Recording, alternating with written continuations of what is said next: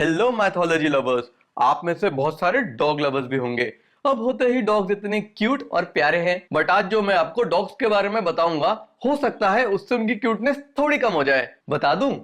चलो ठीक है, बता देता हूँ। बहुत सारी मैथोलॉजीज जैसे कि Greek, Hindu, Egyptian and Norse में डॉग्स को डेथ एंड आफ्टर लाइफ से जोड़ा गया है। हाँ हाँ, सही में उन्हें हेल हाउंड्स कहते हैं, जो यूजुअली ब्लैक कलर के होते हैं विद रेड ग्लोइंग आईज। अरे पर डरो मत, ये इवल नहीं होते, ये सिर्फ अपनी ड्यूटी कर रहे होते हैं। इनके बारे में और भी कई सारी मजेदार बातें हैं जो मैं मैथोलॉजी वाला आपको बताऊंगा। बट पहले सब्सक्राइब कर दो ताकि हम ऐसे ही मैथोलॉजी पे बात करते रहें। कर दिया? तो चलिए स्टार्टिंग से स्टार्ट करते हैं। माना जाता है अराउंड 15,000 BCE में डॉग्स वर डोमेस्टिकेटेड, यानी ह्यूमन स्टार्टेड कंट्रोलिंग देम। तब से डॉग्स इंसानों से कनेक्टेड हैं, सिर्फ लाइफ में नहीं बल्कि आफ्टर लाइफ में भी। कुछ ज्यादा ही लंबा नहीं चल गया रिश्ता। वैसे जो प्री हिस्टोरिक केव पेंटिंग्स हमें स्पेन और इंडिया के भीमबेटका में मिलती हैं, वहां हम डॉग्स को इंसानों के साथ हंट करते हुए भी देखते हैं। यस, हैरान मत हो, पहले dogs were used for hunting and उनको एज स्कैवेंजर्स भी देखा जाता था, जो रोटन फ्लेश कंज्यूम किया करते थे। बट आज की तरह they were also seen as protectors and guardians, जो फार्म एंड कैटल को सेफ रखा करते थे। इतना ही नहीं, डॉग्स की इंपॉर्टेंस एंड ह्यूमंस के साथ उनका रिश्ता ऐसा था कि दे वर बरीड विद देयर मास्टर्स। इसलिए मुझे लगता है ये सारे रीजंस मिला के ये बिलीफ बना के डॉग्स आफ्टर लाइफ में भी इंपॉर्टेंट रोल प्ले करते हैं, कभी गार्डियन का तो कभी रूल एनफोर्सर का। फैसिनेटिंग ना? बट अभी थोड़ा और फैसिनेट होते हैं और ग्रीक माइथोलॉजी के सर्बरिस से मिलते हैं। ये Hades Greek God of the underworld के खास डॉग हैं। मोस्टली माना जाता है इनके 3 सर हैं, जो पास्ट, प्रेजेंट और फ्यूचर को रिप्रेजेंट करते हैं। बट कुछ वर्जन्स में तो इनके मोर देन 50 हेड्स हैं। मेरे हिसाब से तो 3 ही ठीक है। आपको क्या लगता है? सर्बरिस ग्रीक अंडरवर्ल्ड को गार्ड करते हैं एंड ख्याल रखते हैं कि कोई डेड अंडरवर्ल्ड से लैंड ऑफ द लिविंग में ना चला जाए एंड कोई living being land of the human से अंडरवर्ल्ड में ना आ जाए। क्या इनको एंशिएंट सीसीटीवी कह सकते हैं? एनीवेज, सर्बरिस के रेजर शार्प टीथ है एंड स्नेक है एज अ टेल।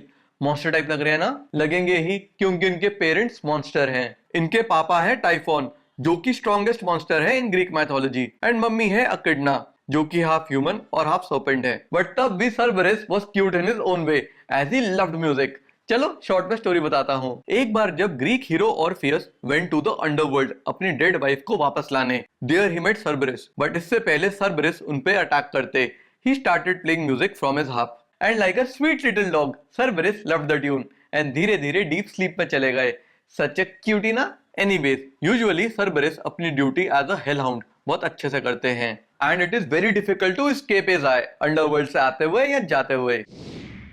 ये दोनों हिंदू कल्चर के डॉग्स हैं, जो land of the dead and God of the dead Yamraj से जुड़े हैं। देखा, यमराज सिर्फ बफेलो से कनेक्टेड नहीं है। एनीवेज, शबाला को डॉग विद स्पॉट्स माना जाता है एंड श्यामा को ब्लैक डॉग। आपने नोटिस किया हेल हाउंड्स का ब्लैक कलर वाला मोटिव यहाँ भी यूज हुआ है। कहा जाता है दोनों डॉग्स 4 आइड हैं and they guard the palace of Yamraj. Not only that, ये डेड सोल्स को यमराज तक पहुंचने में गाइड करते हैं। बट मजे की बात पता है क्या है? कि एक बार में दोनों में से एक ही डॉग देख सकता है, दोनों साथ नहीं देख सकते। यानी अगर शबाला देख पाएगा तो श्यामा नहीं, एंड अगर श्यामा देख पाएगा तो शबाला नहीं। अच्छा है ना, वर्कलोड बैलेंस रहेगा इससे। वैसे इन दोनों की मदर सरमा है, जो कि फर्स्ट एवर डॉग है एंड इंद्र से जुड़ी है।